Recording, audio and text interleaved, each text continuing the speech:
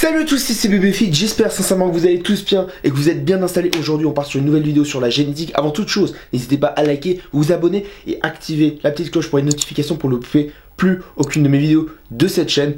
Et là on est parti, on part sur la génétique, let's go. Donc on est parti pour cette super vidéo sur la génétique structurelle. Alors pourquoi structurelle? Tout simplement parce que la génétique, ou ce qu'on va appeler génétique interne, ça va être tout ce qui va être interne, hormonal, etc. Et c'est beaucoup moins qualitatif que par exemple la structure.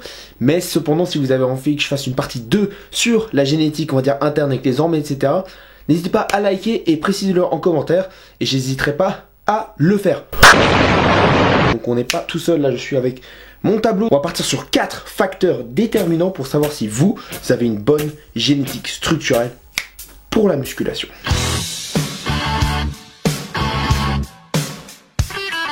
Numéro 1, c'est parti, on est sur la muscle long, court et les insertions. Alors, un muscle est composé d'un certain nombre de fibres qui vont être reliées d'un point A à un point B. On va appeler ça les insertions, c'est comme ça qu'on les appelle, c'est ces points-là où vont s'insérer le muscle.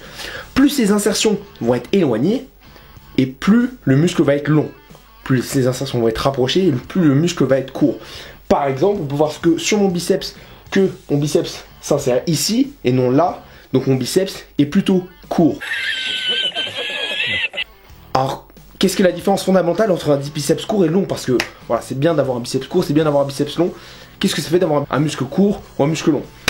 C'est tout simple. On va dire qu'un muscle court va avoir un plus faible potentiel de développement qu'un muscle long. Ok. Alors je dis pas qu'il est impossible d'avoir un gros muscle court. Par exemple, Eftian Kurnas, 43 cm de tour de bras, biceps court.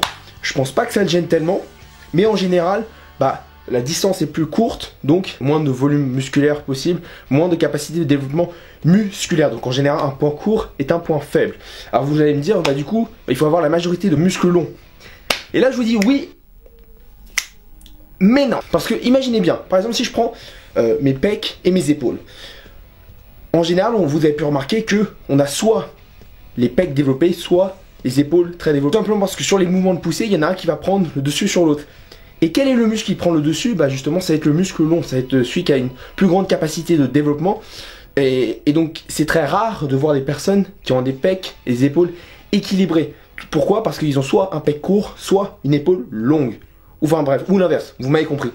Donc en fait, ce qui serait l'ultime insertion, l'ultime longueur de muscle, la longueur de muscle idéale, ce serait un muscle moyen, voilà, parce que imaginons que j'ai des épaules moyennes, je vais avoir des pecs moyens, parce que les muscles qui vont être antagonistes, qui vont travailler ensemble, en général vont essayer de s'équilibrer. Donc s'il y en a un qui est court, l'autre va être long. Donc l'idéal est d'avoir un muscle moyen. Donc ça c'est pour le muscle long et court d'insertion. Par exemple, Nato Manzogo ou David Laid ont par exemple les pecs, les épaules d'une longueur à peu près équitable, du coup ça leur donne un torse très harmonieux. Donc si vous avez une majorité d'insertion moyenne longue, félicitations. Une étape de plus vers la meilleure génétique structurelle pour la musculation. On est parti sur le point 2, la répartition de masse graisseuse. Parce que comme vous savez, c'est très bien d'être musclé, c'est très bien d'être musclé, mais par exemple, si on a des super abdos symétriques et tout, magnifiques, mais qu'on peut pas les voir, tout simplement parce qu'il y a une couche de graisse qui les recouvre, par exemple, Eftian Kurnas, et c'est justement parce que tu as une répartition de masse graisseuse de merde. Le meilleure solution, la meilleure génétique pour la répartition de masse graisseuse, ce serait d'avoir une répartition de masse graisseuse équilibrée. Parce que voilà, si j'arrive à 8% de body fat, et qu'il y ait à peu près chaque muscle qui ait l'air à 8% de body fat. Or, si je suis à 8% de body fat, et que mes cuisses sont à 4%, et que mes bras, mes pecs sont à 12%, et bien forcément ça fait chier. Du coup, même si on a des super muscles, on peut pas être super dessiné aux parties qu'on veut, et donc c'est pas une super bon point pour la génétique. Donc si vous avez une bonne répartition de masse graisseuse, on voit bien vos abdos, bien tous vos muscles quand vous êtes sec, félicitations encore une fois, vous vous rapprochez de la génétique structurelle idéale pour la musculation. Troisième point, c'est parti, on parle de la structure osseuse, la taille et du ratio largeur d'épaule, largeur de taille. Je m'explique, vous inquiétez pas, il n'y a pas de souci. Dans la musculation, il faut savoir que malheureusement, les pratiquants qui sont plutôt petits sont avantagés par rapport aux grands. Et oui, donc c'est bien d'être grand et musclé, c'est cependant plus dur. Pourquoi? Tout simplement, par raisonnement biomécanique, c'est facile à expliquer. Que quelqu'un qui est plus court, il va avoir en général les membres plus rapprochés, les membres plus courts, et donc tout simplement avoir des muscles plus longs. Un autre exemple, sur les mouvements de poussée, ceux qui ont des bras de 3 km de long parce qu'ils sont grands sont très désavantagés. C'est pour ça que les meilleurs en musculation en général sont ceux qui ont une taille assez réduite. Bon, alors, il y aura toujours un con qui va me dire ouais, mais lui il est très grand, il est très musclé. D'accord, très bien, ok, tu m'as contredit. T'es content, t'as refait ta journée? Moi je vous dis qu'en général, ceux qui sont très très grands, ils ont plus de mal à se muscler, ou pas forcément à se muscler, mais à avoir l'air musclé. Deuxièmement, le ratio épaule et largeur de taille. Alors, vous savez que dans la musculation, on veut tous chercher à essayer d'avoir ce fameux shape en V. Voilà, ce magnifique V sur la plage et tout. Ouais, mon gars, beau gosse et tout. Bref, on veut tous avoir cette espèce de shape en V. Grandes épaules, petite taille. Voilà, donc on va dire que ça c'est l'idéal.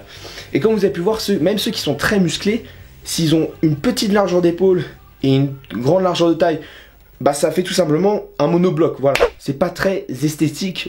On perd le V en fait. Donc si vous avez beaucoup de muscles, mais que vous n'avez pas cette shape en V, vous avez l'aspect un peu pâteux. Voilà, c'est moins esthétique. Pour moi, c'est mon avis. Donc plus votre ratio épaule taille est important et grand, et plus vous aurez un corps esthétique d'après moi, et meilleur sera votre génétique structurelle. En plus, si vous n'êtes pas trop grand, si vous ne faites pas 2 mètres, pour la partie structure osseuse, vous validez encore un point pour vous rapprocher de la génétique structurelle idéale. Je finis par un dernier point, la symétrie. Alors ça, c'est le point qui fait chier, c'est le point fâcheux, c'est le point qui casse les couilles à tout le monde. T'imagines quelqu'un qui est très musclé, beau biceps, beau triceps, il a des muscles longs, moyens partout, il est assez petit, etc. Très musclé le mec. Mais ce mec est complètement asymétrique. Son biceps droit est long, son biceps gauche est court, etc. Ses abdos sont décalés. Et forcément, à partir de là, ça gêne un petit peu parce que avoir une asymétrie au niveau musculaire, c'est pas très esthétique. Le mieux c'est d'avoir les 6 packs bien. Par contre moi, j'assume complètement d'avoir les abdos en Windows, d'avoir un biceps qui est plus long que l'autre. Moi c'est le bordel. Donc on prend encore une fois un exemple sur Nathan Borzogo. On peut voir que beaucoup de muscles bien symétriques, c'est très esthétique. Donc si en plus vous êtes bien symétrique au niveau de votre musculature, au niveau de votre corps, pour moi ça rend encore plus esthétique. Et donc vous l'avez deviné, vous rapprochez encore une fois de plus de la génétique structurelle idéale. Donc si vous avez validé ces 4 points, félicitations, vous avez une très bonne génétique structurelle. Si vous n'avez pas validé tous ces points, vous inquiétez pas, vous êtes comme la majorité des gens. Et donc vous aurez un peu plus de mal que d'autres à développer un physique harmonieux. Mais néanmoins vous arriverez quand même à développer quelque chose de très esthétique si vous y mettez du vôtre. Voilà. Donc j'espère que cette vidéo vous a plu. Si c'est le cas, n'hésitez pas à liker, à vous abonner et à partager la vidéo. N'hésitez pas à me dire dans les commentaires si vous avez envie d'une deuxième partie sur la génétique, on va dire plutôt interne au niveau des hormones. Et d'ici là, soyez forts, soyez vous-même, soyez fit, c'est bébé fit. Ciao les gars.